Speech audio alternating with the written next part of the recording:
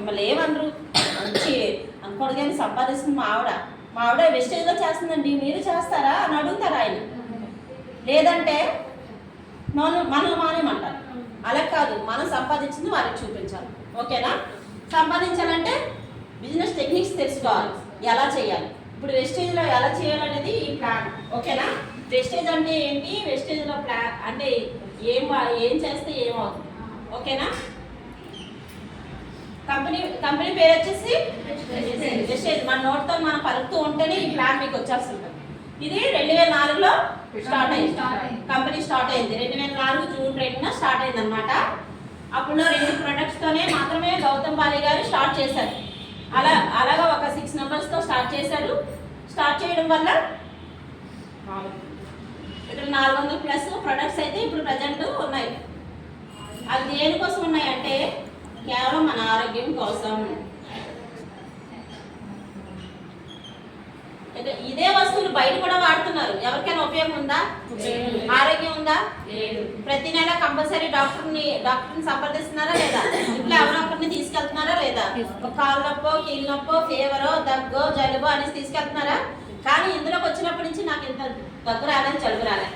వచ్చినా కూడా నా సప్లిమెంట్స్ నాకు ఉన్నాయి. హ్యాపీగా రాత్రి అప్పుడు వేసుకుని పడుకుంటాను. ఓకేనా? ఆ ధైర్యం అయితే మనకు ఉంది. హాస్పిటల్ ఖర్చు అయితే లేదు నాకు. ఓకే?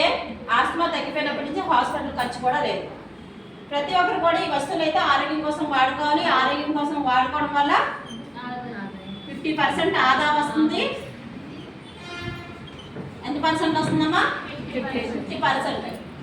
దానివల్ల మనకి ఆదాయం కూడా వస్తుంది. బయట వస్తువులు కొనుక్కుంటారు కదా, ఎంఆర్పి రేటు కొనుక్కుంటారు కదా, మరి మనల్ని ఏమంటారు? కస్టమర్ అంటారు. ఓకేనా? మరి బయట ఎక్కడైనా ఒక జాబ్ చేయాలంటే ఎంత క్వాలిఫికేషన్ ఉండాలి? మినిమం డిగ్రీ 10,000 దాటి 10,000 పైన అదే ఇన్కమ్ రావాలంటే మినిమం డిగ్రీ చదివి ఉండాలి. కానీ ఇక్కడ చదువుతో పని ఉందా? తెలుగుతో పని ఉందా? అందంతో పని ఉందా? ఇంకేమీ పని లేదు. మనం హ్యాపీగా ఒక ఆధార్ కార్డు ఇస్తే ఫ్రీగా జాయిన్ చేయించుకుంటారు. అందుకే కొంతమందికి నిర్లక్ష్యం వచ్చేస్తుంది, ఫ్రీ జాయినింగే కదా అనేసి. ఓకేనా? అయితే బయట ఎంఆర్పి రేట్కి మనం కస్టమర్గా కొనుక్కుంటున్నాం. ఇక్కడ ఏమవుతామంటే డిస్ట్రిబ్యూటర్ అంటే బయట ప్రపంచంలో ఎవరు?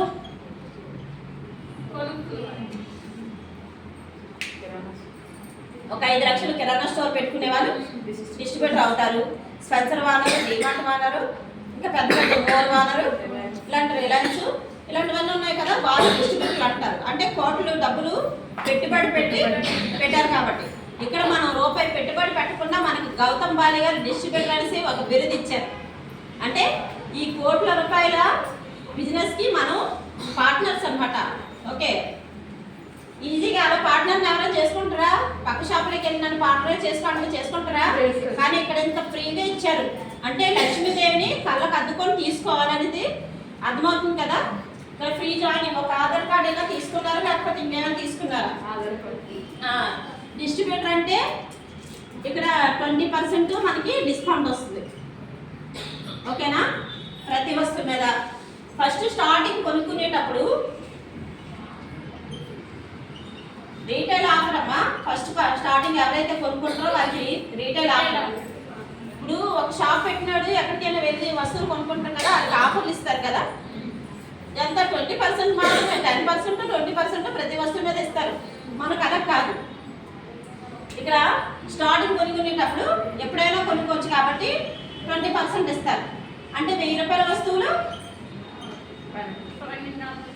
1200కి ఇస్తారు. Very good. త్వరగా ప్లాన్ కూడా చెప్పేస్తారు మేడం మీరు, ఎవరైతే 1200కి ఇస్తారని అన్నారు. ఓకేనా? నోరు విప్పి మాట్లాడితేనే ఇక్కడ లీడర్. 6 మెంబర్స్ ఉంటే లీడరే. ఎందుకంటే 6 మెంబర్స్ 6 పిల్లల్ని మనం పెంచాలంటే 2 పిల్లలు పెంచుతున్నాం. తల్లవేయమ్మా, తల్లనా లెక్క.